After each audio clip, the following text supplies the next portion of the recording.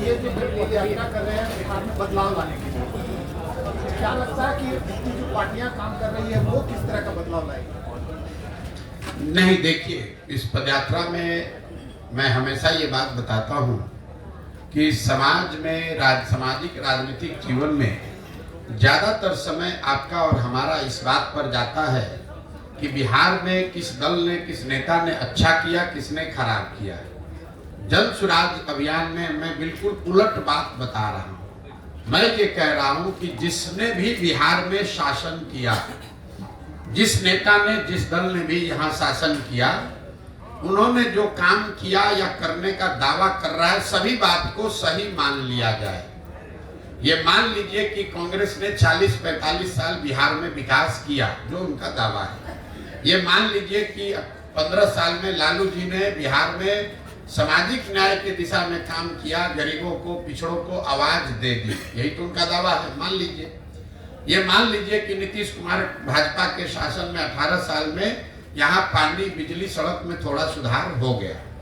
लेकिन अगर इन सारे बातों को, सारे दावों को सही मान भी लीजिए, तो भी इस बात से कोई इनकार नहीं कर सकता है कि बिहार आज भी देश का सबसे गरीब, सबसे पिछड़ा, सबसे ज्यादा अशिक्षित, सबसे ज्यादा भूखमरी वाला राज्य है।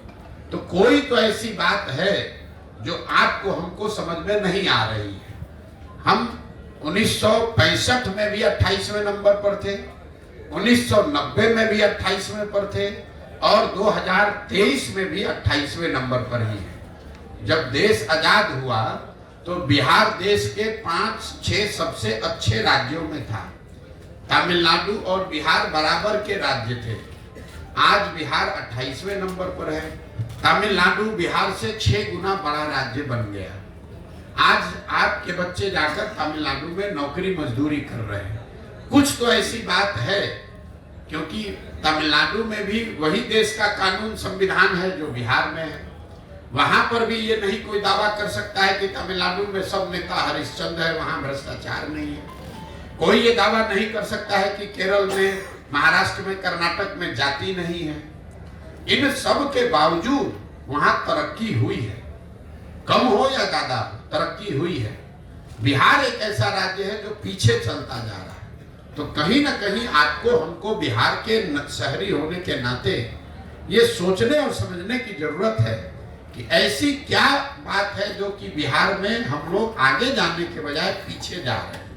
और मेरी जो अपनी समझ है, जो मैंने आपको बताया, इसकी वजह दलों और नेताओं में नहीं है, समाज में है। जब आपको, हमको अपने बच्चों की चिंता नहीं है तो कोई दल और नेता आपकी और हमारी चिंता क्यों करेगा?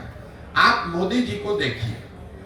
मोदी जी देश के प्रधानमंत्री हैं। वो गुजरात के भी प्रधानमंत्री हैं, बंगाल के भी प्रधानमंत्री हैं और बिहार के भी प्रधानमंत्री हैं। जब मोदी जी कल परसों बंगाल गए, वहां पर उन्होंने मेट्रो का उद्घाटन किया। अभी 2 दिन के बाद वो गुजरात जाएंगे, वहां सेमीकंडक्टर के फैक्ट्री का उद्घाटन करेंगे।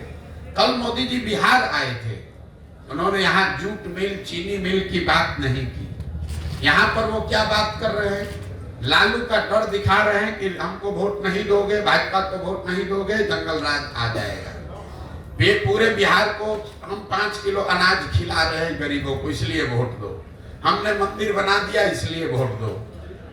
मोदी जी वही हैं, लेकिन अलग अलग राज्य में अलग अलग तरीका लोग अपनाते हैं। क्यों?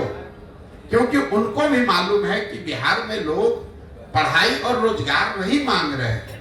बिहार में लोग 5 किलो अनाज मांग रहे हैं, हिंदू मुसलमान मांग रहे हैं, जाति मांग रहे हैं। तो आपको जातिगत जनगणना मिला।